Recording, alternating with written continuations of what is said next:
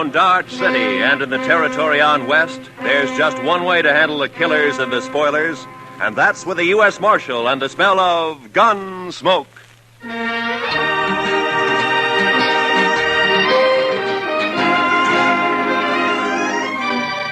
Gunsmoke, starring William Conrad. The story of the violence that moved west with young America. The story of a man who moved with it. Matt Dillon, United States Marshal.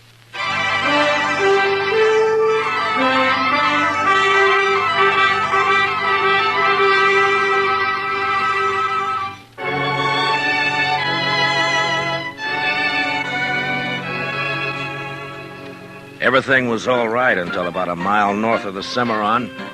That's when my horse got a hoof caught in a frozen dog hole and broke his leg. So I had to shoot him. It made me feel awful bad. I didn't feel any better thinking about the walk ahead of me. Close to 40 miles to Dodge and carrying my saddle all the way. Guess I'd been on the trail about an hour. Near as I could figure, it was around 3 in the afternoon. And I had to ease the saddle off my shoulders for a rest and a smoke. And that's when I saw the stranger riding up from the way I'd come. He was tall and thin. And his horse was taller and even thinner. And they made quite a pair.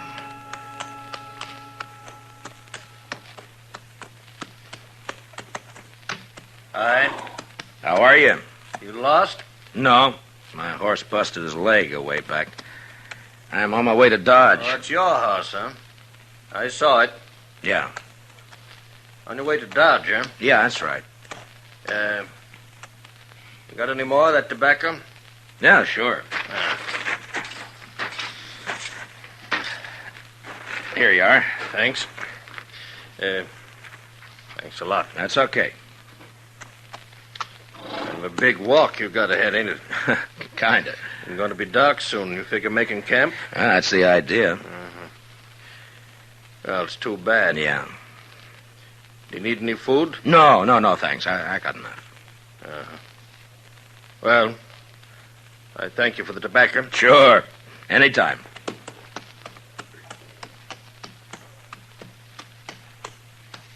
Hey.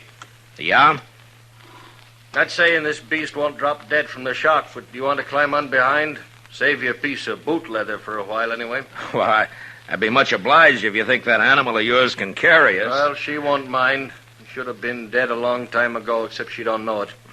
She don't mind. Well, okay. Thanks. Here, will you hold my saddle till I get up, huh? Yeah, give it here. Yeah. Can you manage this saddle? Yeah, give it to me. Yeah, I got it. Yeah, let's go. There. You heading for Dodge, too? Not in particular. Just north. Uh-huh. This beast'll do about 10 knots with the wind behind her, but we ain't gonna get more than 5 with this load. You ain't in no hurry, are you? Well, I was kind of hoping to get back tonight. It's Christmas Eve, you know. Oh, yeah, that's right, ain't it? Yeah. That backbone of hers sticking into you? Oh, no, it's okay. Thanks. Notice that tin doojigger tied to you. You with the law? Yeah, I'm a U.S. Marshal. My name's Matt Dillon. That's so. I never seen a marshal on foot. Well, it happens sometimes. How is it you're down this way? Ain't it a mite off your course? So you marshal down here as well as Dodge? No, I just took a prisoner across the Cimarron into Oklahoma territory. Turned him over to the Army there. Did, huh?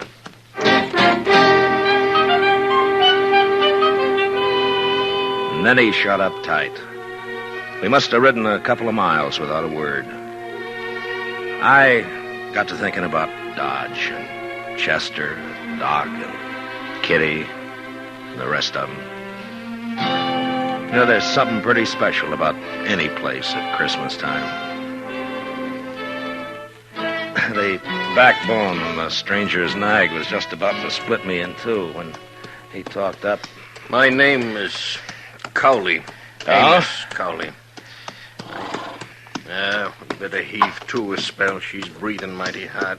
All right, hold up. Yes.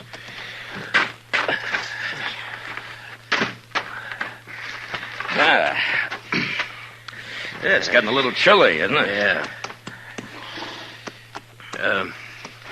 Could I trouble you for another smoke? Oh, sure. Here you are. I thank you. Say, what's it like in Dodge? What? Dodge, what's it like? Oh, it's like any other town, I guess. Pretty big, huh? Well, yeah, I guess so. Not so big as New York, though. Oh, no, not as big as that. You know, I haven't been in a big town now for more than 10 years. Oh, is that so? No. Been down the territories, drifting. Thought I'd move up north this time. Maybe go back east. So you're from the east, huh? Some time back. Say, what's it like? What? Well, Dodge, any town. At Christmas. Same as it used to be? Well, I guess so. What do you do? Well, it's the same as most people, I guess. What most people do at Christmas. Well, that ain't saying a lot. What are the folks like? And what does it look like? I just kind of like to know. Well, I don't know. Well, there's Front Street. That's most of Dodge right now. Of course, it's getting bigger all the time. Do you have any kids? No, I'm not married. Kids have fun Christmas. Yeah, they do. That's certain. In Dodge, they sometimes have a party for the kids a couple of days before Christmas. Kids like that. And then everybody gets feeling good, looking forward to Christmas Eve. Like last year.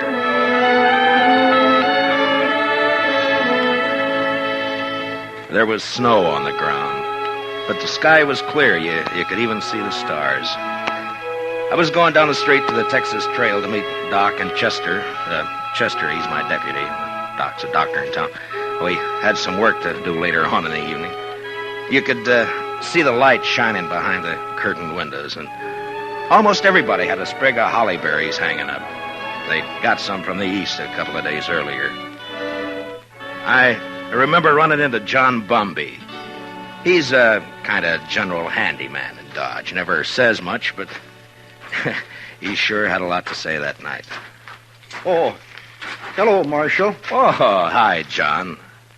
A lovely night for Christmas Eve, isn't it? Yeah, it certainly is, John. Yeah. Pretty fine night. Peace on earth, goodwill to men. Mr. Dillon? Yeah, that's the way it should be, John. You know, Marshal, this is going to be quite a night for me. Yes, sir. Oh, is that so? Oh, yes, sir. Tonight, I'm asking Mrs. McNish to become Mrs. Bumby. What? Mm-hmm. Why, John, I didn't know that. Oh, I know it's been a mighty fast secret, but I'm popping the question tonight. Well, I wish you a lot of luck, John. Hey, I'll tell you what. Come by to the Texas Trail later, and we'll have a drink on it. Oh, I will. I really will, Marshal. You're good and kind, Marshal. Good and kind. Merry Christmas, Marshal Dillon. Merry Christmas. Well, the same to you, John.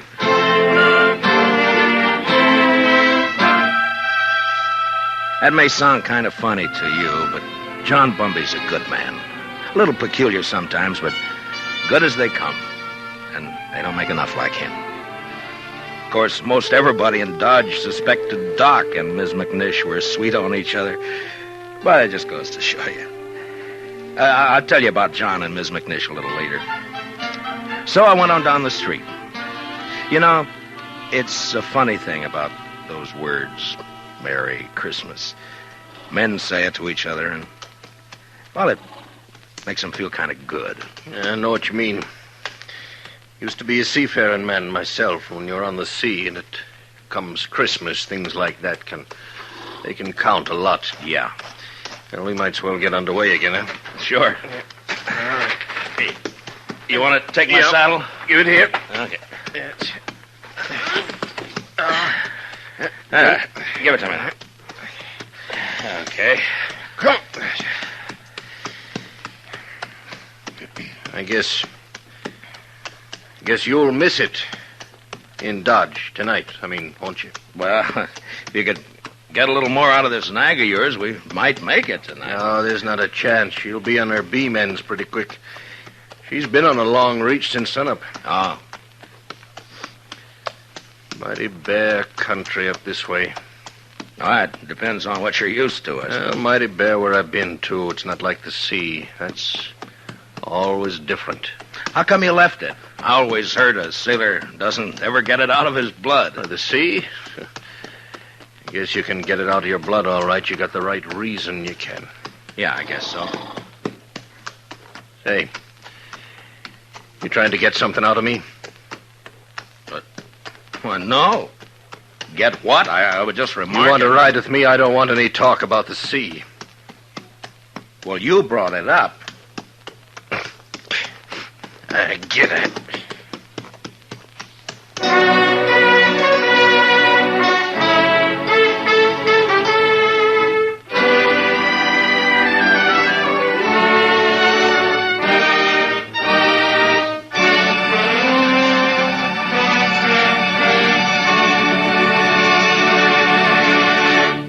We will return for the second act of Gunsmoke in just a moment. But first, tomorrow night, Jack Benny and his whole fun-making gang make a personal appearance at a Long Beach, California Veterans Hospital. It's going to be a Christmas they'll never forget, as Benny and the bunch cut loose while they assist the folks at the hospital in trimming their Christmas tree. Be sure to join the fun tomorrow night on CBS Radio, when it's Jack Benny time all across America. Now for the second act of Gunsmoke.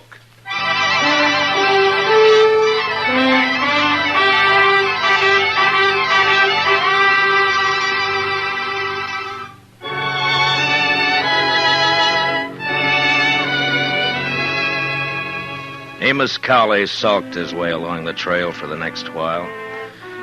And then it was almost like he couldn't stand the quiet. Or maybe he had things on his mind. He turned his head. Go on. What? Go on. Tell me some more. Oh, about Dodge? Yeah. Well, I don't know. Well, you try some more, huh? Well, they got a little pine tree in the Texas Trail. Tree? Yeah, come down a long way from the north. Kitty Russell, she's a hostess in the Texas Trail. Well, she got a lot of ribbon and gewgaws and made it look real nice. That was last Christmas. A star at the top? A star? Yeah. Yeah, I think so. It looked like a star, I guess. It sure looked pretty.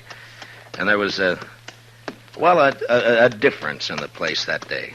Everybody was celebrating and feeling real good.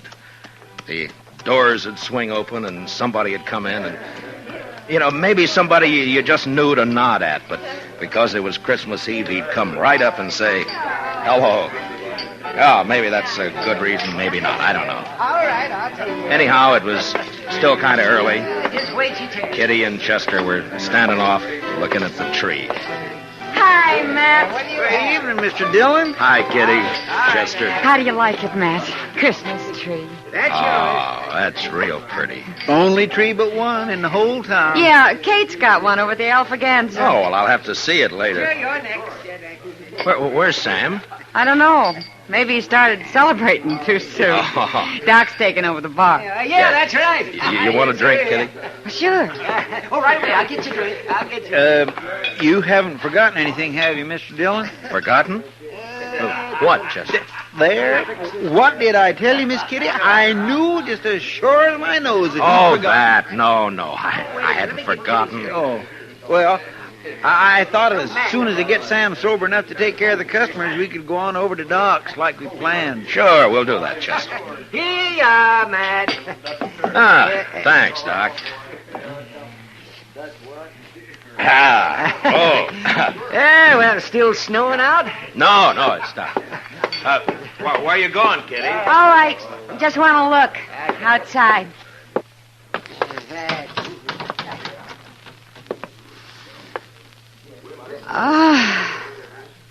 Real pretty.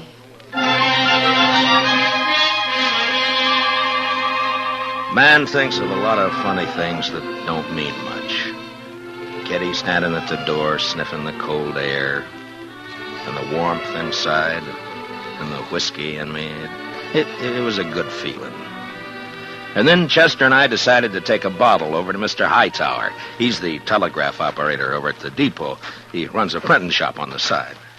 Say, Mr. Dillon? Yeah, Chester. Do you mind if I stop by the church for a minute?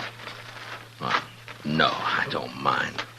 I just feel kind of right tonight, Mr. Dillon. Figure I ought to thank somebody for it. Sure.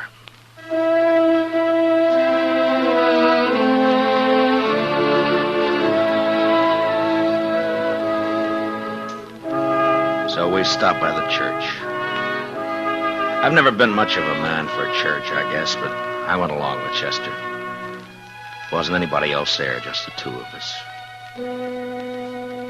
Guess we sat for 10 minutes in that place. Chester a little way off with his head bowed. You know, there's a lot of peace in a church. Maybe it's the quiet. Maybe it's the good that people find in there. Whatever it was, it made a man feel glad about pretty much everything. I haven't been in a church since I don't know when. Oh, is that so? I heaved to. Well, she's becalmed again, mister. Okay.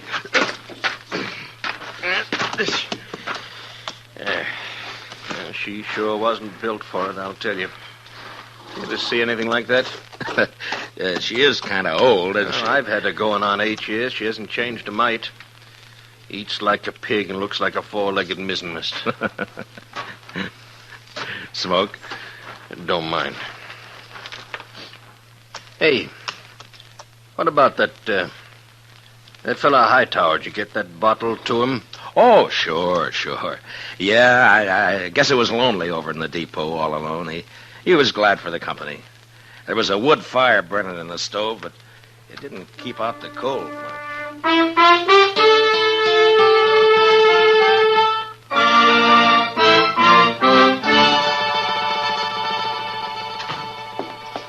Well, how are you, gents? Merry Christmas. Well, how's it going, Mr. Hightower? Oh, slow, Marshal, slow. Bit of excitement about an hour back, though. That so? Yeah, 9:15 got stuck between here and Hutchinson.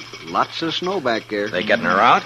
Oh, sure, they're trying, but I'm sure glad I'm not on it. It's going to be a cold night on that train. Well, it's kind of chilly in here, isn't it, Mr. Hightower? Any warmer, and I'm going to sleep. Well, say, we brought you over a bottle of Irish for company.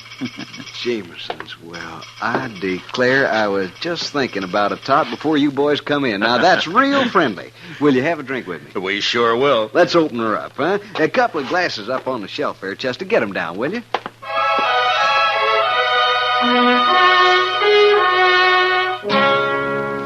I don't know if you get an idea about the folks in Dodge or not. They're not any different than any other people, nor the town either. I guess maybe it's a pretty small place at that. The depot, the hall, a few stores, a church, Doc's office, a Texas Trail, Alafraganza, my office.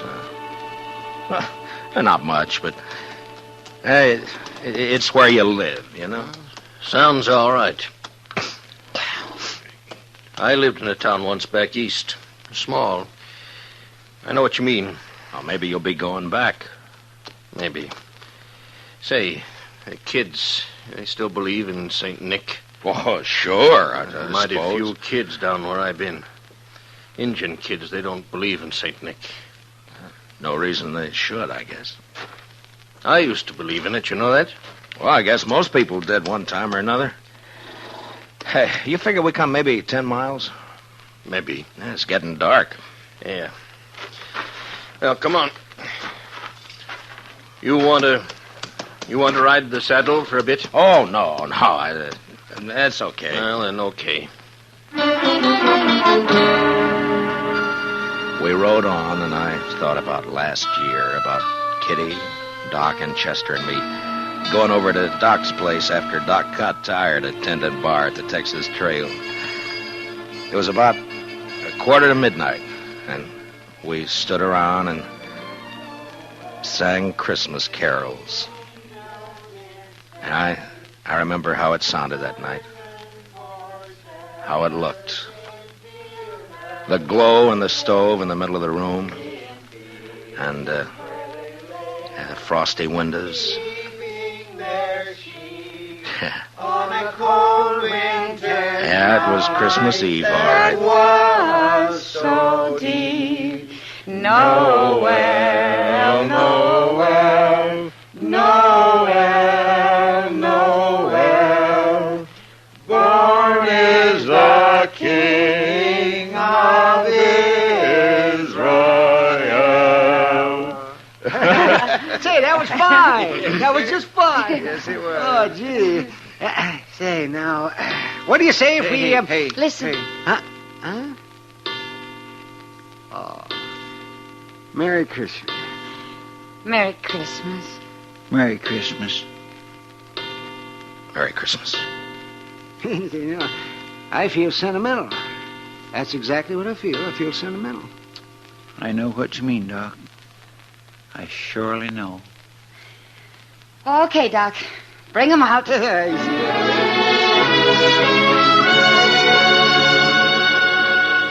And I remember how Doc scuttled over to the bureau and brought out some packages.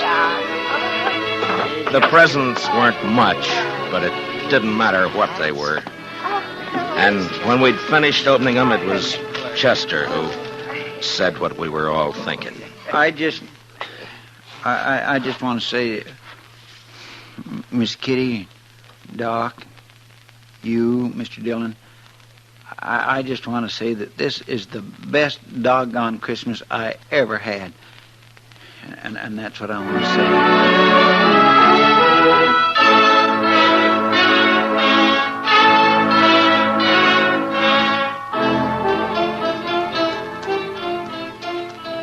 Say, you was going to tell me about that fella John was courting that woman. What was her name? Oh, yeah, Ms. McNish. That's right. Well, she said yes, and you've never seen two happier people in your whole life. Yeah, she's Ms. McNish Bumby now. Oh, that's good. You know, you might settle for a bit in Dodge, or you could get work there. Sure would be fine if you could get back tonight, wouldn't it? Well, it can't be helped. I'd be a lot further away and a sight more tired if you hadn't come along. Yeah. Now, listen. How far do you figure before there's a place you might pick up a horse? Oh, I don't know, 15 miles or so, maybe. Oh, we're not going to make any 15 miles in this nag tonight, that's for sure. Oh, that's all right. Now, I tell you what. You go on alone, you see. Oh, no, forget now, it. you go on alone. She'd hold out with one man on her. And then you get a fresh horse and you ride into Dodge tonight. Well, thanks. That's now, very I'm kind. telling you, I want you to go. I'll be fine. I've walked before. Probably make it almost as quick as you. Look, it's real nice of you, Mr. Colley, but no thanks. Now, Christmas don't mean nothing to me. You got friends waiting for you. Well, I'll see him tomorrow. You're a fool. Well, that may be. All of them nice folks. You're going to make them feel pretty bad. Look, I'll stay. If you want to go on along, thanks for the ride. Well, might as well make camp then. I guess so.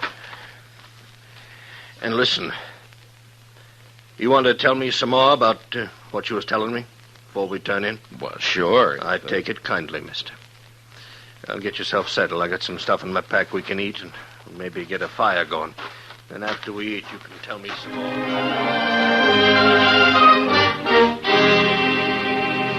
We made a fire and then shared what we had for supper. He seemed to soften up after that, and we talked for a couple or 3 hours. It was like he was starved for news of people, everyday things, and just plain company. And that's how we spent Christmas Eve together out on the plain. And then when the fire was dying down and I was about ready for sleep, he said, Marshal. Yeah? I want to tell you something. I've been needing to tell it for a long time. Do you mind? Why, of course I don't mind. Well, then I'll tell you. A few years ago, I was skipper of a little schooner. It used to sail up and down the East Coast, Boston, New York. Yeah. Well, one night, we hit dirty weather off New Jersey. Real dirty. Blew us off course, and we piled up on the rocks and knocked the bottom out. That's too bad. There was 18 passengers aboard, Marshal. 4 of them was kids. We never saw them again. No. And my own wife and my kid went down, too. I'm sorry. Well, now, something must have happened to me after that. I didn't want nothing to do with ships or the sea, and I started to drift out this way. I couldn't forget, though, do you know? And I didn't want to be near folks, especially kids, to remind me, do you know? Yeah. Well, that's how come I've been slewing around ever since. Sure, I understand. Just kind of wanted to get it off my chest. Sure. Marshal, I'd like to ride into Dodge with you tomorrow. You think I might meet some of them folks you was telling about? Why? I don't see why not. That'd be all right. Maybe I wouldn't need to drift no more. Maybe I could, drop anchor, do you know? Yeah, you might at that. Yes. Well, good night. Good night. Merry Christmas, Marshal. Merry Christmas, Mr. Cowley.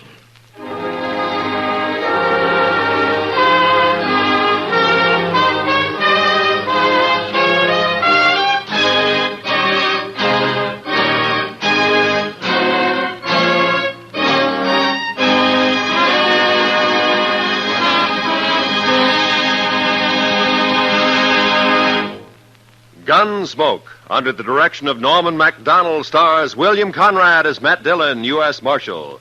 Tonight's story was specially written for Gunsmoke by Anthony Ellis, with music composed and conducted by Rex Corey. Featured in the cast were Lawrence Dobkin, with Harry Bartell and John Daner. Parley Bear as Chester, Howard McNear as Doc, and Georgia Ellis is Kitty. Gunsmoke is heard by our troops overseas through the worldwide facilities of the Armed Forces Radio Service. Join us again next week as Matt Dillon, U.S. Marshal, fights to bring law and order out of the wild violence of the West in Gunsmoke.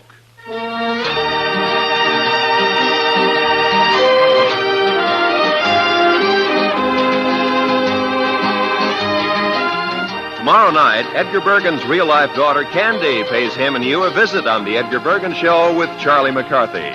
Candy and Charlie hit it off fine, but Edgar has cause to regret his hasty decision to invite his 6-year-old daughter into the show, especially when she starts throwing her voice.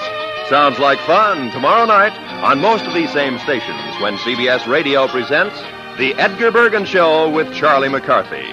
This is Roy Rowan speaking. And remember, Eve Arden, as our Miss Brooks, teaches you how to laugh every Sunday on the CBS Radio Network.